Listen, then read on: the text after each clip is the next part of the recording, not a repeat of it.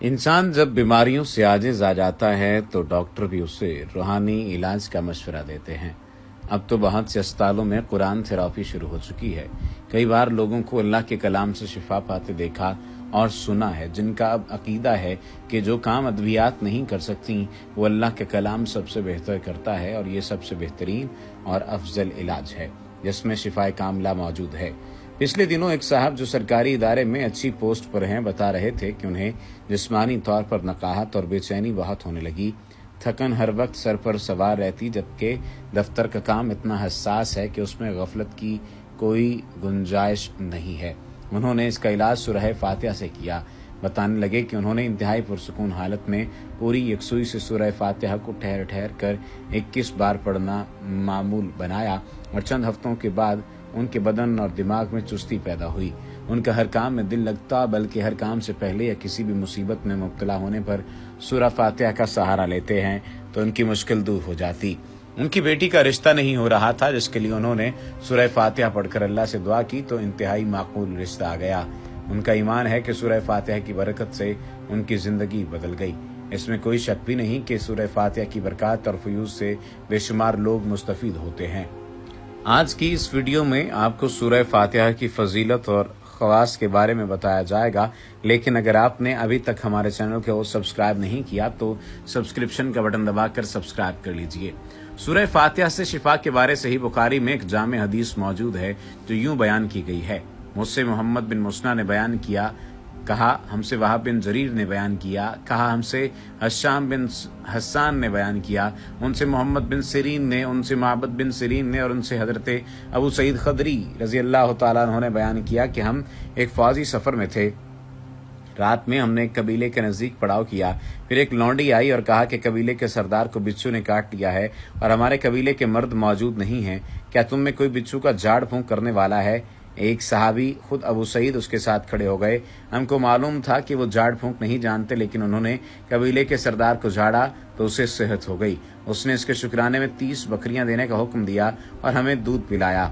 जब वो झाड़ फूंक कर वापस आए तो हमने उनसे पूछा, क्या तुम वाकई को मंत्र जानते हो? उन्होंने कहा, नहीं, मैंने तो सिर्फ सूरतुल फातिहा पढ़कर इस पर दम कर दिया था। हमने कहा कि अच्छा, जब तक हम रसूल करीम सल्लल्लाहु अलैहि वसल्लम से इसके मुतालिक ना पूछ लें, इन बकरियों के बारे में अपनी तरफ से कुछ न कहो। चुनाचे हमने मदीना पहुंचकर हुजूर सल्लल्लाहु अलैहि वसल्लम से जिक्र किया तो आप सल्लल्लाहु अलैहि वसल्लम ने फरमाया कि उन्होंने कैसे जाना कि सूरतुल फातिहा मंत्र भी है। ये माल हलाल है, इसे तकसीम कर लो और इसमें मेरा भी हिस्सा लगाना।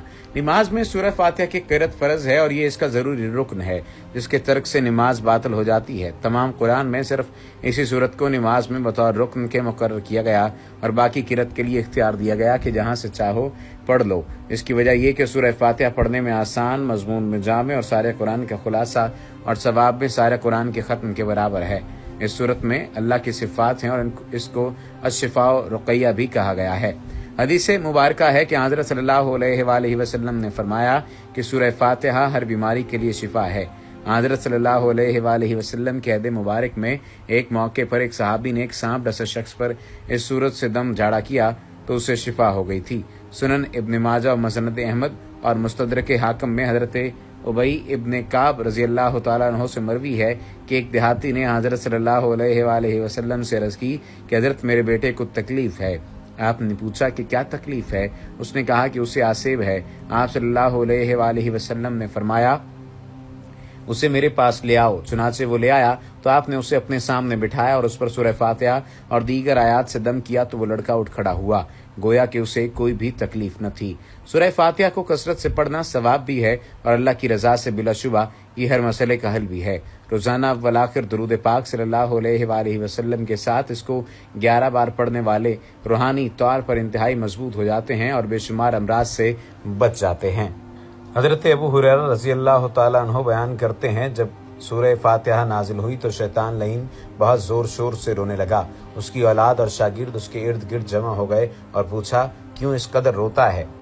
उसने कहा, रसूलुल्लाह सल्लल्लाहु अलैहि वसल्लम पर और उनकी उम्मत पर आज सूरह फातिहा नाजिल की है अल्लाह ताला ने, और ये अल्लाह ताला का बड़ा भारी इनाम और उनकी मग़फ़िरत की दलील है। शैतान की आल औलाद ने कहा तो इतना गमगीन ना हो, हम सब मिलकर कोशिश करेंगे, यहाँ तक कि इस उम्मत के लोग अल्लाह ताला की नेमतों के मुनकर हो जाएंगे। चुनांचे अल्लाह ताला इस उम्मत पर भी अगली उम्मतों की तरह अजाब नाजिल करेगा। शैतान लईन ने कहा तुम इन पर काबू न पा सकोगे, क्योंकि इसकी इब्तिदा इस तरह से है, अल्हम्दुलिल्लाहि रब्बिल आलमीन, यानी अल्लाह ताला तमाम जहानों का पालने वाला है। उन्होंने फिर कहा तो गम न कर, हम पूरी कोशिश करेंगे कि इसकी उम्मत के लोग अल्लाह की बख्शिश और करम से नाउम्मीद हो जाएं, लिहाजा अगली उम्मतों की तरह अज़ाब इलाही के मुस्तहिक ठहरेंगे। शैतान लईन ने कहा कि तुम इन पर काबू नहीं पा सकोगे, क्योंकि अल्लाह ताला ने इस सूरह के ज़रिए लोगों को ये तालीम दी है, अर्रहमानुर रहीम, यानी अल्लाह ताला दुनिया और आखिरत दोनों में बख्शिश करने वाला है। वो बोले तो गम न कर, हम अच्छी तरह से कोशिश करेंगे ताकि वो रोज़े क़यामत का इनकार भी कर बैठें। चुनांचे अल्लाह ताला उन्हें भी अगली उम्मतों की तरह अजाब में मुब्तला कर देंगे। शैतान लईन ने कहा अब तुम्हारा इन पर जोर नहीं चलेगा, क्योंकि अल्लाह ताला ने इन्हें तालीम दी है कि मालिकुल यौमुद्दीन, यानी अल्लाह ताला ही रोज़े जज़ा का मालिक मुख्तार है। मालिक यौमुद्दीन अल्लाह ताला रोज़े जज़ा का मालिक मुख्तार है। वो बोले तू रंज न कर, हम खूब कोशिश करेंगे, यहाँ तक कि वो बुतों को पूजने लगेंगे, जिसकी वजह से अगली उम्मतों की तरह अल्लाह ताला इनको भी अजाब का मुस्तहिक ठहराएंगे। शैतान लईन ने कहा अब तुम इनको काबू नहीं कर सकोगे, क्योंकि अब वो कहते हैं या का नाबुदू, यानी है अल्लाह हम फ़कत तेरी ही ज़ात को इबादत के लायक चाहते हैं और तेरी ही इबादत करते हैं। वो बोले गम न कर, हम अच्छी तरह से जानते हैं, हम अच्छी तरह से कोशिश करेंगे, यहाँ तक कि इनमें सुस्ती पैदा हो गई और यूं वो अल्लाह ताला की फर्माबरदारी छोड़ देंगे। इस तरह अगली उम्मतों की तरह मुब्तला अज़ाब होंगे। शैतान ने कहा अब ये तुम्हारी ताकत से बाहर है, क्योंकि इनके परवरदिगार ने उन्हें ये कहने की तौफीक दी है इय्याका नअबुदु व इय्याका नस्तईन, यानी अल्लाह हमको इबादत करने के लिए तेरी ही तौफीक दरकार है और तुझी से मदद मांगते हैं। वमा अलैना इल्लल बलागुल मुबीन।